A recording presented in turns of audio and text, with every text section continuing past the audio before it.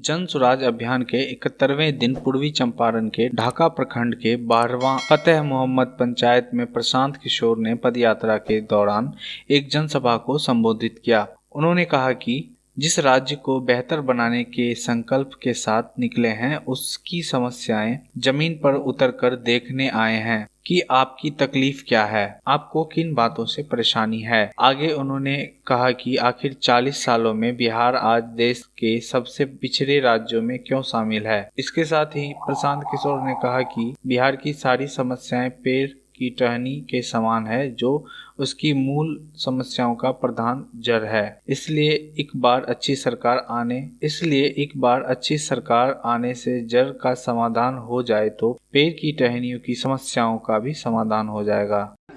तो पदयात्रा क्यों कर रहे हैं?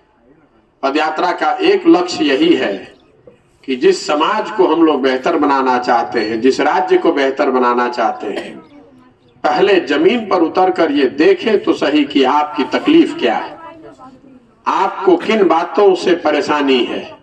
आखिर 40, 50 साल, 60 साल हो गए, बिहार सुधर क्यों नहीं रहा है?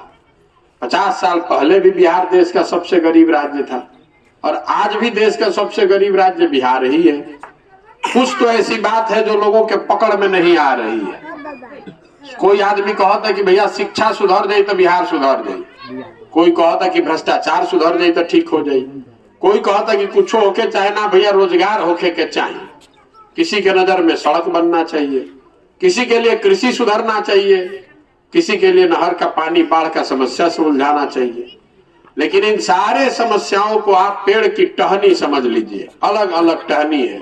जड़ में ये बात है कि बिहार में एक अच्छी सरकार होनी चाहिए। जब तक सरकार अच्छी नहीं होगी, जब तक जिन लोगों को आप और हम चुनकर भेज रहे हैं वो आदमी सही नहीं होगा तो कुछ भी यहाँ सही नहीं हो सकता है।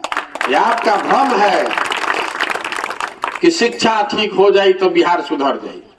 कैसे भ्रष्टाचार रुकेगा? जिनको आपने चुनकर भेजा है वही अगर भ्रष्टाचारी है तो भ्रष्टाचार कैसे रुकेगा?